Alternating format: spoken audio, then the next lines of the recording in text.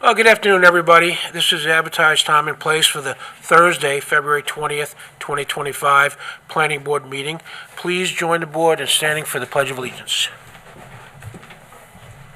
I pledge allegiance to the flag of the United States of America and to the republic for which it stands, one nation, under God, indivisible, with liberty and justice for all. Thank you very much. We have no public hearings today, so we're going to get right into discussion items. And the number one discussion item is 4129 Middle Country Road, Bolla Market Company, Canopy, and site improvement. Thank you.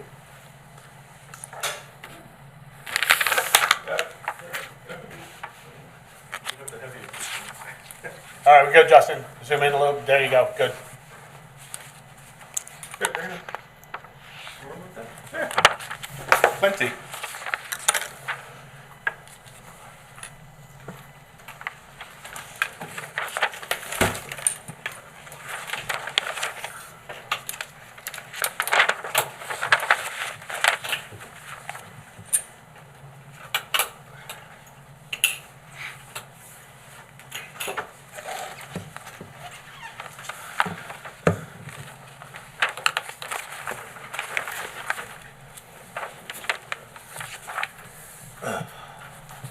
You see all right? Yes, sir. Okay.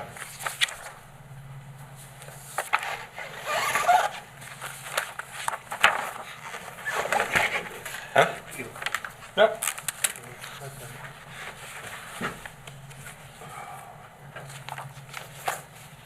What's our overall frontage? What's our overall frontage on our country?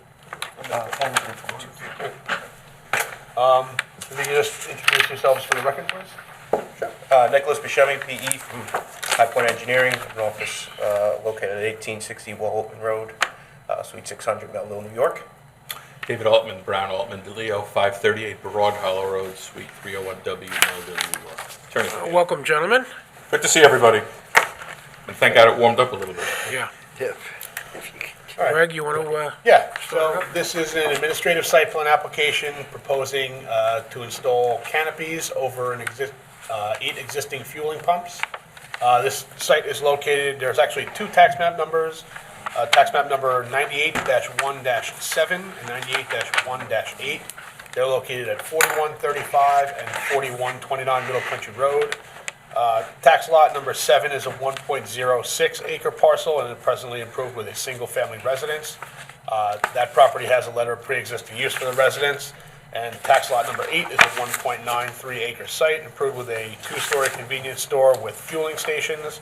And that was issued a letter of pre-existing use in February of 1985. The properties are located within the Calverton Industrial Zoning Use District. The existing conditions, access to the site is taken from an unrestricted, I wouldn't even call it a curb cut, it's basically just an open road frontage, completely uncontrolled. A portion of the site's parking area is located on lot number 7. All conditions on that residential parcel are proposed to remain. They're not proposing any type of improvements on there. Surrounding areas, rural, commercial, and residential. The proposed action is a type 2 action pursuant to SECRA as it involves construction of non-residential structures less than 4,000 square feet. So I do have a resolution on for the board to classify it as a type 2 so that the zoning board of appeals can act on their application. I did note that while the applicant was preparing this application, we were in the midst of amending our zoning codes. So the application does list the old industrial C zoning districts. The dimensional regulations will need to be amended, but the application right now will need a variance from the front yard setback. They are proposing the canopies to a front yard setback of 28.9 feet, where the minimum required is 100 feet. It is worth noting that the old industrial C zoning setback was 30 feet. So the Calverton Industrial just increased that front yard setback a bit. I did provide a denial letter to the applicant that did denote the Calverton Industrial setbacks, anticipating just a revised sheet showing the corrected dimensional regulations. Now, it's a little interesting. These 2 properties are both owned by the same entity, lot numbers 7 and 8. Right now, there's informal cross-access across both parcels. I do just recommend that as we get towards approvals, a formal cross-access be filed on the property in the event that either lot is sold. Are they in the same name, two lots? They are, so, Because normally they get joined automatically if they're same property owners. There is a section of code that they have not been merged. Probably because I believe lot number 8 was conforming Oh. to the old industrial C zoning district in terms of area size, so maybe that had something to do with why Okay. they were not merged. In terms of site lighting, all the existing site lighting will be replaced. They have some existing site lighting over the fueling stations and some existing non-compliant building-mounted lighting. They are proposing to replace all light fixtures on the site. Building-mounted fixtures will be at heights of 10 feet and 16 feet. And the parking lot lighting on the east side will be replaced with gooseneck fixtures at a height of 16 feet. And they're proposing LED canopy lighting underneath the canopies. All fixtures have a color temperature of 3,000 degrees Kelvin and are dark sky compliant. In terms of curbing, sidewalks, and landscaping, the site plan proposes to create 3 30-foot wide formalized curb cuts on Middle Country Road, the installation of a 5-foot sidewalk along the entire frontage of the property, as well as the installation of landscaping beds in between the sidewalk and the existing parking area.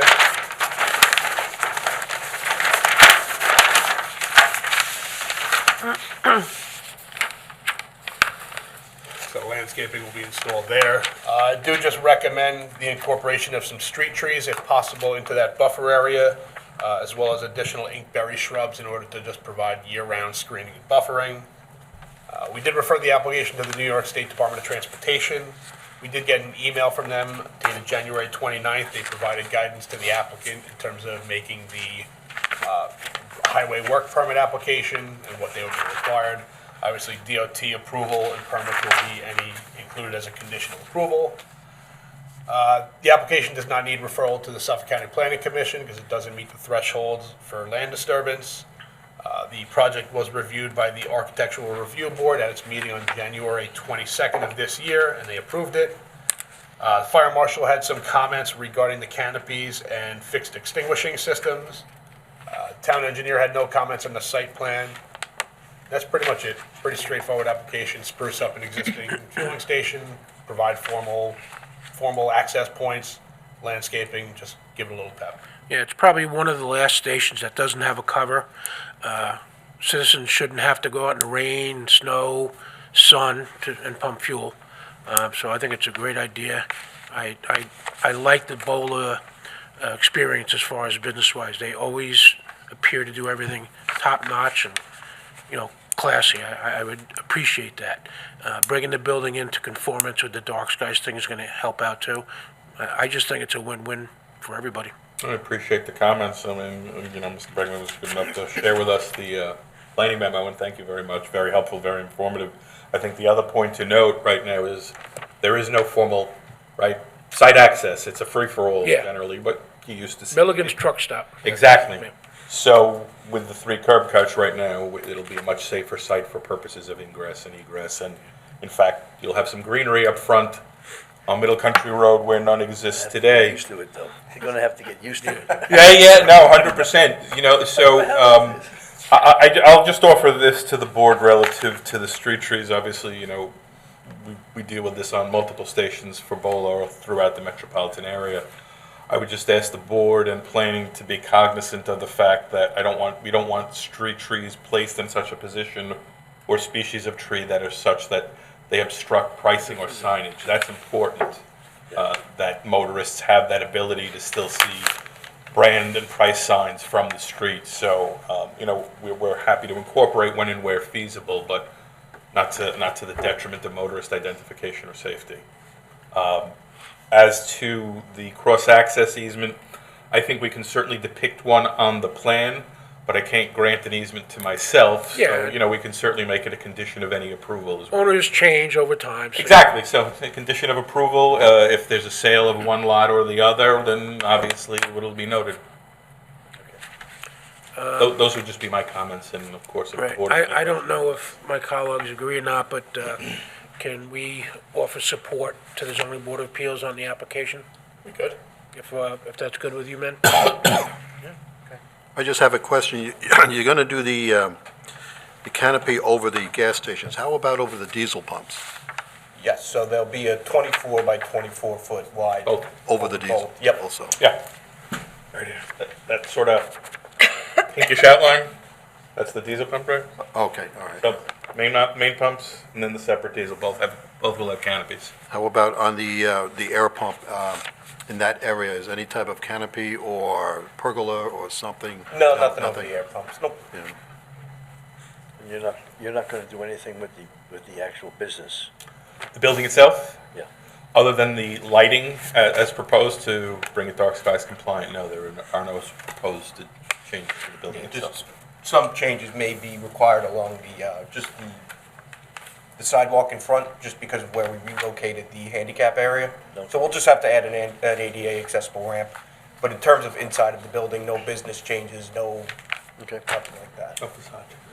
Just have a question about the canopies. Are they going to be one of those peaked roof type ones that you see, or is it just going to be a flat or Right now any it's kind of flat. parapet around it? Right now, it's proposed as flat.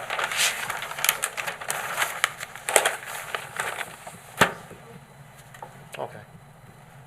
It's proposed as flat. I would just ask, bear in mind the length of the canopy itself, right? So at almost 90 feet, particularly the one over the main islands. If you do a peaked roof or a reverse gable on that, that's a pretty significant architectural feature. Yes. It adds a lot of weight to the canopy. It changes the structural design to it, and often at pretty significant expense. Plus, it increases the mass of the canopy, right? So, bearing in mind it's a canopy, it's a utilitarian structure, we want to make it any more visible in what's arguably fairly a rural area. Anybody else? No? Anything else, gentlemen? No, sir. All right, we wish you good luck. Thank you very Thank much. you very much. Appreciate your time. Sure. Greg. Thanks very much, Frank. Okay, moving on to discussion item number 2, Seacrest Estates. Discussion of a performance bond reduction. Greg?